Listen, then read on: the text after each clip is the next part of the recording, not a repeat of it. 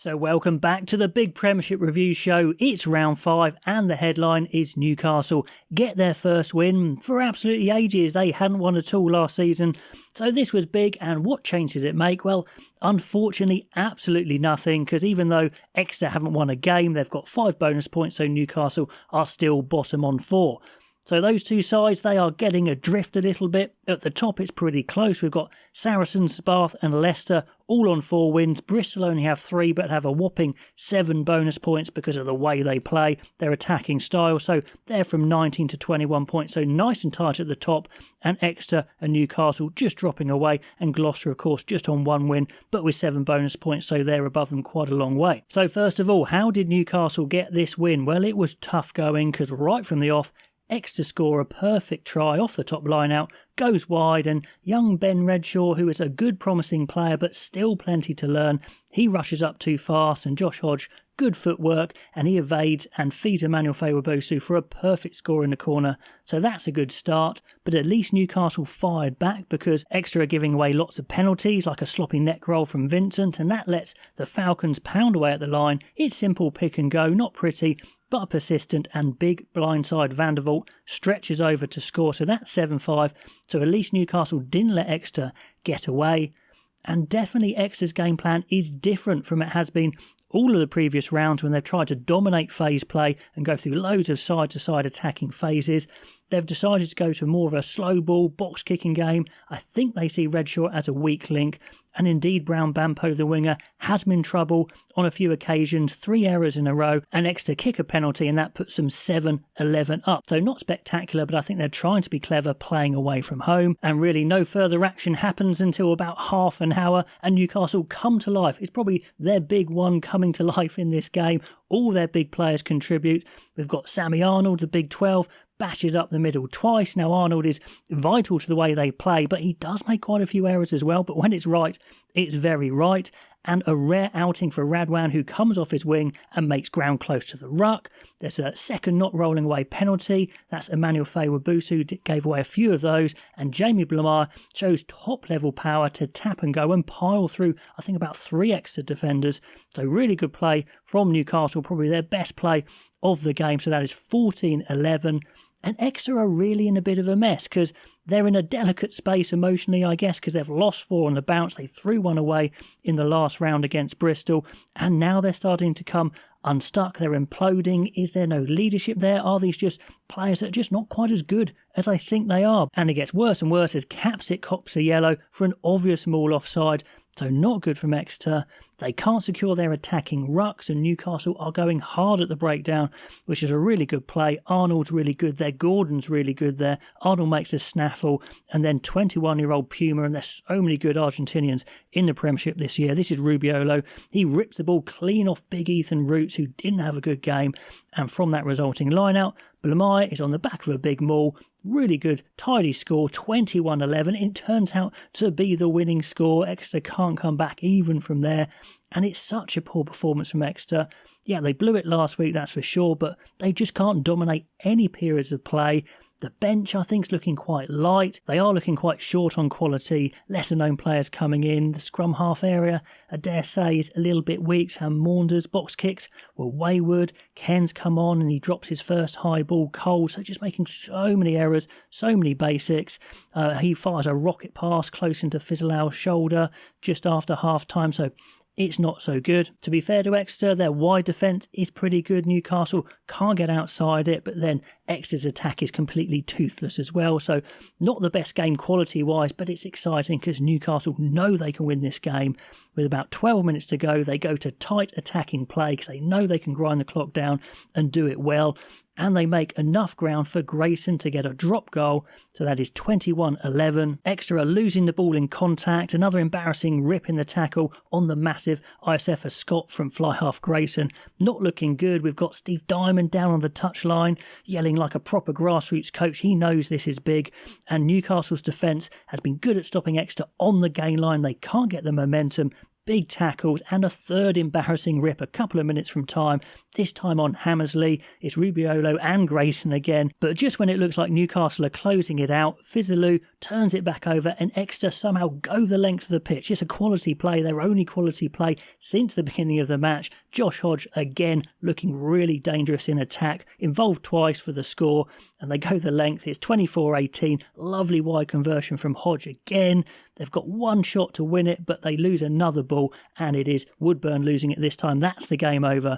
Newcastle celebrate like they've won the league, as they should really. 24-18, Newcastle need more of that, but at least it's a boost emotionally. They know they can win. I think they're going to have to be better because Exeter were terrible, to be honest, but fair play to Newcastle, get the win. It was deserved. England watch list, well, from Newcastle, Blamire was big. He's been error-strewn in this Premiership so far, but this was a good game. Callum Chick is really standing up and leading, and good on him. He's the captain of Newcastle. It must have been tough keeping positive all this time without a win, and he's got his win. And we did see Josh Hodge a bit there in attack, and his kicking does look really good. Is his defence good enough? That's the question, but some good touches there. So Blamire, Chick and Hodge. Then on to a much more free-flowing game. It's Northampton 47, Sale 17. Northampton finally came to the party with what they did last year, with their backs absolutely scintillating, and Sale were just blown away. One thing to note is Tommy Freeman was in at 13. We've got an injury to Dingwall, and Odendahl's long-term injured, so we get to see him at 13. We don't normally because they've got lots of good centres, but he looked absolutely fantastic there, and something that England need to make note of, even though they've got loads of 13s in their squad at the moment. I think Tommy Freeman, who's maybe not quite quick enough for a top-end international winger, is a very, very good fit for 13. So anyway, rare outing, but I think I'm definitely making a note of that one. And when Northampton are at their best, Finn Smith is at his best, pulling the strings really nicely, and Freeman runs flat and short and makes a break, despite Sale having men in the way, so not good from Sale. Good offload for Furbank, and they're off and running with a good score. And yeah, the first of the season where that attack has clicked, and that's a sign of things to come, because this attack was clicking, and it's ominous for the rest of the league, but it's taken a bit of time. Sale do blast over with a big maul a few minutes later, so that's 12-10. And then the Nyclavu disaster continues. I mean, it's a real shame. He used to be one of the best 13s in the world. I remember him in the World Cup. He was fantastic, but I don't know what's happened to him. Balls are bouncing off him. Everything's going wrong. He doesn't look that quick anymore.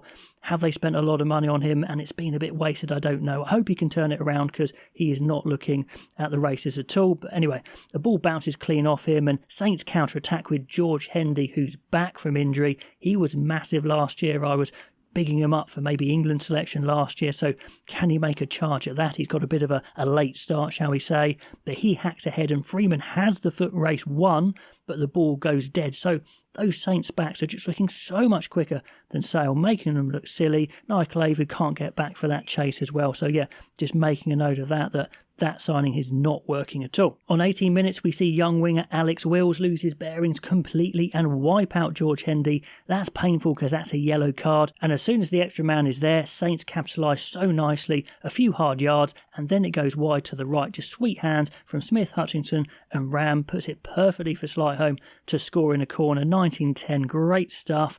And it continues to pour on as Apoko Fajor gets melted, and then Roebuck gets melted in the same play. Roebuck drops the ball, it's all going wrong. Langdon hacks ahead, and Ram shows great pace to race clear and regather and feed Tom James. Ruthless stuff, another try, 24-10. I mean, Ram is looking really good. It was only a temporary replacement for Furbank, but he was involved in both of those tries.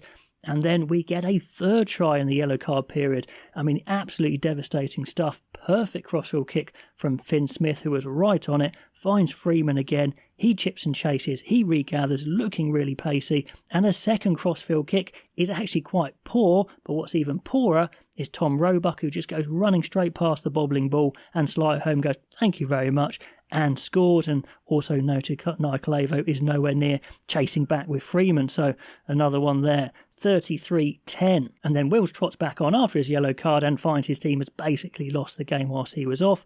That's a painful one, but that's just how it goes.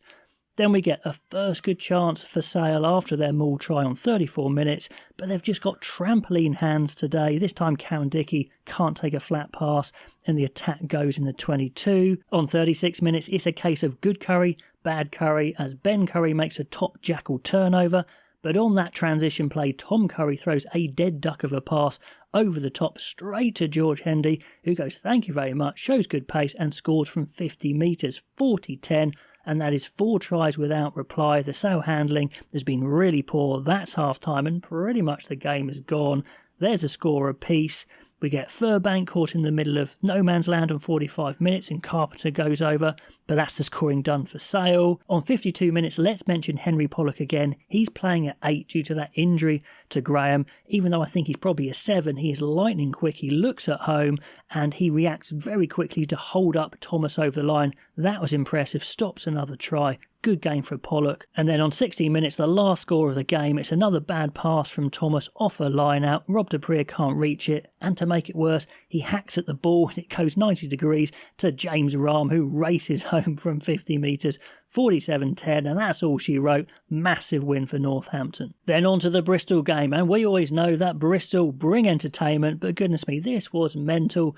They probably always are, but every week it surprises me, I guess. Bristol 35, Saracens 37. I mean, Bristol should be absolutely gutted because they played really, really well, but Saracens are a class outfit. If you give them chances, they will take it, and they did. Now, according to conventional rugby wisdom, the way that Bristol play, just throwing offloads all over the place, is just expecting too many miracles. But they practice doing this. They practice making miracle offloads, and they expect it. So the ethos is, even though it gives some tries away, they'll score more in return.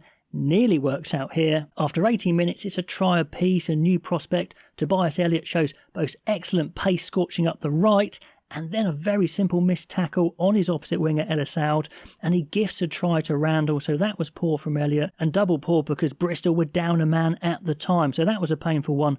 13-7. On 27 minutes, it's a case of a double-edged sword for Bristol as they launch into breathless counter-attack, but as it breaks down, of course, they're all over the place, and Sarries can then counter-attack themselves. Bristol aren't organised, and Big Tizard wades through. It's not a quick break, but it's a good break. And as the ball goes back out left, Shagan goes in and out and stands up Fricker. An absolute treat. Stunning finish. 13-14. Now both teams are trying to play. It's very entertaining, but the Sarries wide defence is creaking and Bristol are breaking quite a lot. They work a good overlap. Good and Van Seal try and push up and shut it down, but they get caught in no man's land, and Fricker has to finish, but he's just not quite quick enough. Good tackle from Daly, who manages to slide him into touch by a whisker. I think Fricker really should have scored that one, so that was a miss for Bristol there. But they're finishing the half on top. Beautiful pop passing from Randall, who was once again phenomenal, the best 9 in the league, along with Thomas Williams. I think the best English 9, that's for sure, but he's so sharp off the base. Forwards are running multiple support lines, so you can pick either one. It's definitely been practiced, and it slices Saracens apart. Fitzharding with a phenomenal offload as he's falling, and that's a top try. 2014 and then 2017 at half-time. And the excitement just doesn't stop after half-time. Fitzharding gets his hat-trick, second into the second half, and it's been the Ibertoy show for 5 rounds in a row now. It was again here. He powers past Van Zale, who had a poor defensive game, I thought, and then a behind-the-back offload is ridiculous. Randall throws a lovely wide pass for Harding to finish really well. What a great try. 21-17 and a yellow to boot for Good, who did a deliberate knock-on in that try, so not looking good for Saracens, and they must know a couple of things. They must know that off turnover ball, Bristol will run the ball at all costs, no matter the field position, and they must know that the offload is always coming when a tackle's made, but despite this, they're so quick at it, they just can't stop it. And to illustrate this point, on 43 minutes, Randall is so quick on the counter-attack, he just sucks in 2 Saracens defenders, and without Bennell playing, they're just that bit slower, I reckon. Fitzharding, the quickest back row on the pitch without Bennell. He thunders past Atoje, who can't get anywhere near him, as he takes a pop off the floor from Randall, and Van Zale as well, a horror defensive play, as he wanders to the back of the tackle expecting a ruck, as he should know there will be a pop off the floor, so that wasn't good, and Harding breaks free. He feeds McGinty, who chooses the right option and goes wide to Fricker, and he scores, so that was impressive there. 32-17, but some really poor defensive plays from Saracens, who just can't live with the pace and skill of Bristol. Van Zyl particularly at fault. And on 51 minutes, often the case with Bristol, they seem to be playing themselves a bit. Their attack looks like a try every time, but when they make a mistake, they can be caught as well. Bates, unfortunately, misses a tackle, playing at outside centre. He missed a few of those and allows Rhys Carey to rumble through. Then Joe Batley flops over a ruck to give away a penalty. Grondona kicks the ball away to give an extra 10 metres, and they're just killing themselves a little bit. Sarries take the easy 3 when I thought they could have gone for a scrum or a line-out, but anyway, the lead shrinks to 5 points. McGinty hasn't kicked well off the tee, so the lead's not that big. So it's 32-27. Pure chaos, that is for sure. McGinty kicks a penalty to take the lead to 8 points. On 63 minutes to 71 minutes, it is the Bristol show. Gabriel Ibitoy continues to show his amazing footwork, makes the new winger, Brandon Jackson for Saracens, just fall on his face. Amazing stuff. And Bristol camp in the Sarries 22. Scrum penalty, but Ezekwe, who I think's in the form of his life, really impressed with him. He nicks the ball in the line out at full stretch from Fitzharding. Good play. But a second line-out play is too much for Saracens, and a clever McGinty wraparound play burns out wide, and then Saracens are under pressure, but a messy ruck spoils Bristol chances of sealing the game. They could have won it right there. And then a third great position for Bristol, and again, poor ruck securing, and Saracens hang on. And that big period of Bristol pressure was properly relieved when Randall kicks out on the full and Saracens come back into it. Elliot Daly, who it has to be said had a really nice day. His skills are good. He's looking fairly sharp. He's not quite as quick as he was, but he knows what he's doing. He moves the ball from centre wide, fires a lovely long pass to the winger Jackson, and he supports as well at the same time, showing really good pace to score. Lazowski, who's kicking off the tee like a dream. So it goes to 35-34. Ibitoy is kind of an epitome of Bristol. He gives an interception, then he nicks it back, and then when he's in the clear, instead of a sharp pass with two hands, he does a little slow one with one hand. Must be frustrating, the brilliance and the poor stuff as well. Now the clock's in the red. Bristol just need to run it down, but poor rucking once again as Jamie George wins a holding on penalty. Then they get a second penalty further up the pitch, and Lazowski nails the kick, of course. 35-37. So what a bonkers game. Bristol season ticket holders should come with a free heart check-up, I think. They blew that one, but they did win the one before where they nearly lost it. So it swings and roundabouts with that double-edged sword, that Bristol play. But goodness me, it was exciting. So on the England watch list for that game was Fitzharding, Harry Randall, Gabriel Ibitoy, Elliot Daly and Alex Lazowski. An impressive game there. Then on to Harlequins versus Bath. A high-quality game, two really good sides and really close once again. This Premiership, particularly at the top, is super close. 24-26 to Bath in the end. Harlequins at home will be gutted again. On 7 minutes, it was a perfect reintroduction back into the Quins team for two England call-ups. It's the bulked-up Northmore who punches hard in the centre, and then number 8 Dom Brandt wraps around. I mean, he really is a centre trapped in a big forward's body, but he's so good out wide. He sweeps round the back, and a lovely delayed pass from Marcus Smith, who's been looking really good. Lawrence is sucked in, and the try is there for Dom Brandt. He gallops in, 7-0, lovely move. But then, a couple of minutes later, what on earth happens here? A flat bullet pass from Finn Russell is a beauty, finds de Glanville close to the line, and it looks like he's walking in on a straight line, but Caden Murley, who's looking so quick back from injury, tap tackles and denies him. Big play there. Then Isgro, the Argentinian, the debut man, looking really impressive, even though he's wearing an illegal necklace, powers down the wing, and then Smith reverses back to him on a cross kick. It looks like it's covered by Austin Emmons, but it's not. He really should have backtracked a bit better, but anyway, good take from Isgro. 14-0, 2 attacks, 2 tries for Quins. What a start at home. On 25 minutes, Bath know they need to get back into it, and they go back to their bread and butter, their power game. Kotzier, who's been great off the bench, is starting this time. He smashes up to the line, and then Pepper with a nice spin and over. They're back on the score sheet there, so 14-7, back in the game. Caden Murley, like I said, he's back from injury, his second game back, and he's looking back to his best. There's loads of quick wingers out there. Here's another one for you. Should he get back in the England squad? Well, he's as quick as most of them out there, and he roasts Lawrence for pace on 28 minutes. But it's Bath who score next with a carbon copy of what happened before, really. Kotzier going nice and straight, and then they flash wide to de Glanville, but this time he keeps his balance and sidesteps over nicely. So 14-all, game on after about half an hour there. It's full of exciting players like the Argentinians Isgro. So many exciting Argentinians around. It's really, really good for the Premiership. Maybe not so good for English players, but great to watch. And he's so powerful. He picks and goes and powers over. But Bath are just too slow to get out wide where the pick and go is happening. The big Bath forwards are in that maul, and Coetzee and Stewart just struggle to get across to cover, and it's a little bit too easy. So 21-14 at half-time for Quins. On 54 minutes, Guy Pepper's having another really good game. He rips one ball to defuse an attack, then jackals another, just when Chandler Cunningham South is making a big impact of his own off the bench. And Quins are looking dangerous for sure in phase attack. They're using every inch of the width of the pitch, but Bath are pretty equal to it with some big defence. So yeah, great game, very even. And then we get a break in the play on 59 minutes.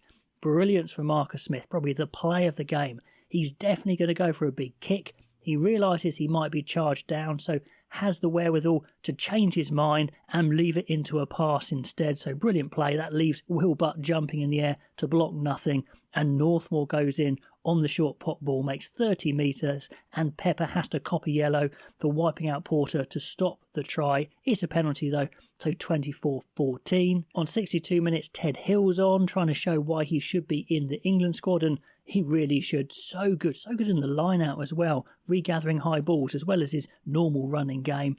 He sets up an overlap chance and really good passing from Russell, and Lawrence is converted by the massive Springbok in the end, Thomas Dutoy, on an unstoppable line. That was a really good attack, 24-21. On 67 minutes, it looks like Isgro is free again, but lovely non-committal drift defence from Lawrence. I like it. He goes from one man to the next man, then sprints out to Isgro and wipes him into touch. He's definitely improved. Ollie Lawrence impressive. His handling's better. His defence is better. He's showing he's working on his game, which is great for England. On 74 minutes, we've got another sub on, Orlando Bailey, who's looking really cool at the back, rescuing a tight situation and allow Bath to have one more final push. Massive Ben Spencer box kicks, of course, in this game. On 76 minutes, it's kind of the losing of the game, you could say. Quins have Bath at halfway. They don't need to shoot up, but Chandler Cunningham South goes far too early, doesn't get back on, gives away a bad penalty. They go to a line-out and execute it pretty nicely. Midfield play, round the corner power, back wide left. They do have numbers, do Harlequins, but they don't defend that well. And from a resulting ruck, they leave Marcus Smith marking the edge of the ruck, which you really shouldn't do with big forwards around, especially Bath ones. And Van Wyk goes, thank you very much, and power straight through him. Very costly offside in the end from Cunningham South. And that's the game. That was a bonus point to try for Bath. So 24-26. Harlequins will be desperately gutted the way they let that one slip. Bath going back to their power, getting those wins. They know that when they don't play perfect or when the opposition is playing well, they can fall back on that Ben Spencer box kicking and the power to see them through. That's why I think they are going to be a top four side once again. On the watch list, even though he only came on for a little bit, Ted Hill, Guy Pepper was good again, Ollie Lawrence has improved, and Marcus Smith has been really impressive. With George Ford injured, that's great news. So good win for Bath in the end. Then on to the final game, Leicester 29, Gloucester 26, another tight game. The Premiership is so good with these tight games. Leicester, they can't stop winning. I don't think they're playing at their best. I think they're getting better, but it's a long race, of course. As long as you get in the top four, you only have to peak right at the end anyway. You know, a few comments saying I've got it a bit in for Leicester. I honestly don't. I'm just trying to say it how I see it.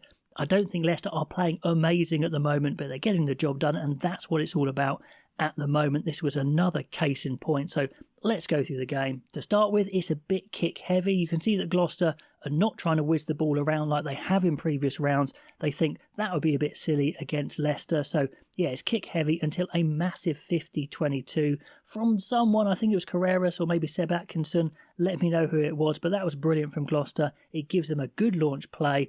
But Pollard and Ollie Hassel-Collins have a bit of a mare in midfield that opens up a huge hole for Llewellyn just to stroll through. And there were some defensive howlers in this game. It was a good pump fake from Charlie Atkinson, but yeah, big gap opening up. So that is 3-7 after 10 minutes. On 12 minutes, it's another defensive horror show, I'm afraid. Bad communication between Hayes and Chesham. It's quite a slow play from the second rows, Clark and Thomas for Gloucester, but somehow they let the break through. To be fair to Chesham, he chases back really well and nearly holds him up. I think Chesham is playing great, actually, looking in great shape. Now, clearly what Gloucester are doing is trying to keep players on their feet, not really committing to the ruck, and it's kind of working as there's not a lot of line breaks, and it allows them just to drift out. And on 60 minutes, a case in point as Santi Carreras smashes big James Cracknell into touch, as they can just follow the play by staying on their feet. On 22 minutes, Gloucester do have their numbers right, but it's just a really bad tackle from Hathaway. Young winger, not up to the power of Ollie Hassel-Collins, as he just barges straight through him. A little bit embarrassing for Hathaway there. Tigers needed that, so big try, 8-14. So Gloucester just have a few more variations, and on 36 minutes, Thomas Williams, who's a class apart, shows this. It's not on out wide, so they call a little chip kick. Santi Carreras calls it for himself. He regathers the chip from Thomas Williams, takes it to the left touchline, back to the right. The Tigers' defensive alignment is just standing around watching each other again. Ollie Hassel-Collins misses a bad tackle. Kelly and Stewart drift too far, and there's a massive gap, and Llewellyn can't believe his luck and gets another try. Now for Leicester, a few players are standing up. I think Jack Van Portfleet had another good game. Just before half-time, he sucks in 2 players on the edge of the ruck and puts Stewart away, but they can't score, so 8-19 at half-time. Now I wonder if the Tigers had a Michael Checker talking to at half-time, because they are a little bit transformed in the second half, and they dominate the second half. Straight from the off, 43 minutes, much better from Leicester. They take a tap penalty, and we see another of their clever variations that we saw last week. They all shift to the right of the forward, so it looks like the forwards are going to smash it up and Gloucester have to realign. But actually, it's kind of like a double decoy as they pass out the back. I think it's Matosia passes out the back, and Pollard skates in round the back for a really nicely worked try. 15-19, Leicester right back in it. Yeah, kind of double deception. You've got to like those tap penalty plays. Now, one thing Gloucester were doing in the first half were giving away a lot of penalties, and they continue to do it. The fact they nearly won by giving away so many penalties shows that they were playing pretty well in that first half.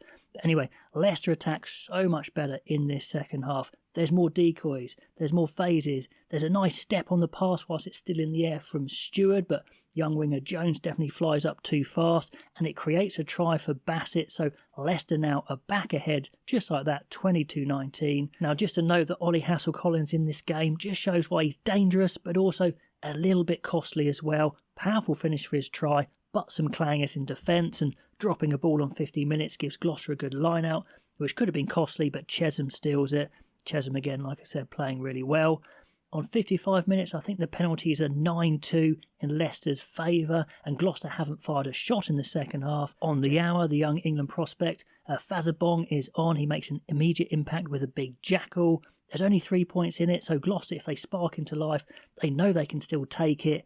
But then Seb Blake with a really wonky line-out throw, that doesn't help. And it doesn't help that Thomas Williams, who was playing so well into that point, shoots up in defence, gets nowhere near an interception, and then a magic sub, Will Wand, weaves his spellbinding break, and the Tigers gain a couple of lineouts, some balls, some pick and go muscle later, and the bonus try is there. Really good hard line from Dan Kelly to get that one. 27-19. And finally, Gloucester come to life. It's taken about half an hour in the second half, but their first shot is fired as Williams dummies and breaks round a line out really nicely.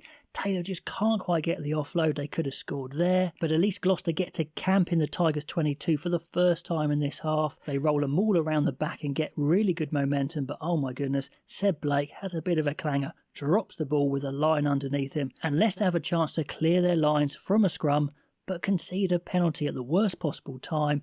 Gloucester go through phases, there's lots of runners lining up, and Williams is so good at spotting the right pass. He fires a long one across the face of the forwards.